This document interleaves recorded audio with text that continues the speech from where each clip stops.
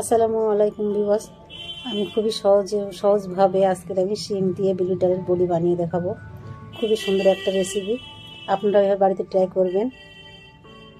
দেখেন আমি এভাবে শিমগুলো এভাবে কেটে ধুয়ে নিয়েছি, আলুগুলো ঠিক এভাবে 4 ভালি করে কেটে নিয়েছি, আর নিয়েছি বিউলির ডাল, আর নিয়েছি আমি এখানে পেঁয়াজ কুচি, আদা রসুন আর টমেটো। আদা রসুনটা আমি বেটে নেব।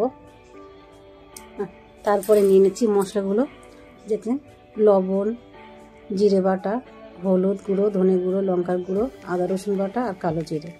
শিমে কালো জিরের ফোড়নটা খুবই ভালো লাগে, খুবই দুর্দান্ত লাগে, আপনারা অবশ্যই দেখবেন। কালো জিরে ফোড়ন দিয়ে একবার শিম রান্না করে। তো আমি এবার দেখেন বিউলির ডালটা নিয়েছিলাম, সেটা লবণ হলুদ মাখিয়ে রেখেছিলাম, সেটা আমি হালকা করে ভেজে নেব। বিউলির ডালটা বেশি করে ভাজলে গলতে চায় না, ওই জন্য সবসময় হালকা করে ভাজতে হয়। বিউলির ডালটা আমার ভাজা হয়ে গেছে, ওই প্লেটে উঠিয়ে নিয়েছি। এবার আমি ওই তেলেই শিম আলুটা একটু ভেজে নেব। শিম আলুটা হালকা করে ভেজে নেব, আর শিমটা ভাজার কারণে কালারটা খুব সুন্দর থাকে, সবুজ। দেখতে পাচ্ছেন আমি ওটা হালকা করে ভেজে নিয়েছি, ওটা আমি উঠিয়ে নেব।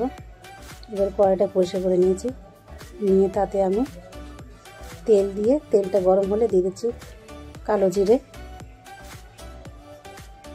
কালো জিরেটা ফোড়নে দিয়ে তারপরে দিতে পারেন একটা পেঁয়াজ কুচি, পেঁয়াজটা কেটে রেখেছিলাম। তার আগে বলি, আমার যদি এই রেসিপিটা ভালো লাগে আমার চ্যানেলটাকে সাবস্ক্রাইব করবেন, লাইক করবেন, শেয়ার করবেন, আর পাশে থাকা বেল আইকনটা প্রেস করে দেবেন যাতে আমার ভিডিওগুলো সবার আগে আপনাদের কাছে পৌঁছে যায়। তো দেখতে পেলেন ওই ফাঁকে আমি আদা রসুন বাটাটা দিয়ে দিয়েছি, দিয়ে একটুখানি পানি দিয়ে আমি কষে নিচ্ছি। তারপরে আমি লঙ্কার গুঁড়ো, ধনের গুঁড়ো দিয়ে দিলাম, হলুদ গুঁড়ো দিয়ে দিলাম, আর দিলাম লবণ। লবণটা আন্দাজ মতন দিলাম, আর বাকি যে মশলাগুলো নুনের চামচের হাফ চামচ করে দিয়েছি, দিয়ে মশলাটা কষে নিচ্ছি ভালো করে।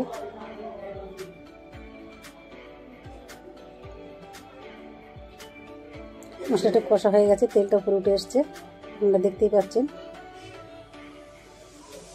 এবার আমি শিম আলু যে ভেজে রেখেছিলাম সেটা দিয়ে দিলাম, সেটাও আমি দিয়ে ভালো করে মনের মতন করে কষিয়ে নেব।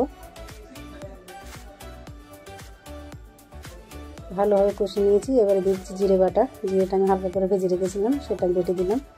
তাজা তাজা বেটে দিলে কী হয়, সবজিটা খেতে অনেক টেস্ট আসে।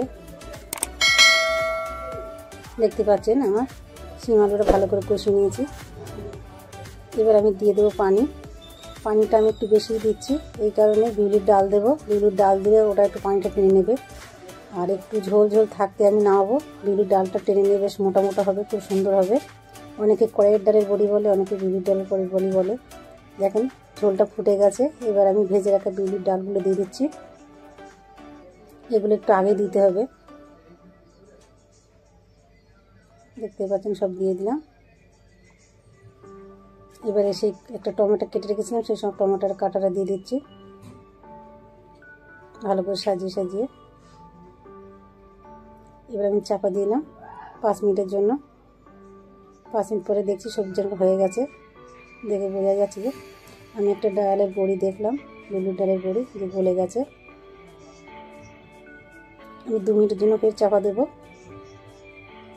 2 মিনিট পরে আপনাদের দেখাচ্ছি রান্নাটা আমার হয়ে গেছে, দেখে কত সুন্দর লাগছে। আপনারা না ট্রাই করলে একবার অবশ্যই ট্রাই করবেন, না তো মিস করবেন। ভালো থাকবেন, সুস্থ থাকবেন, আল্লাহ হাফেজ।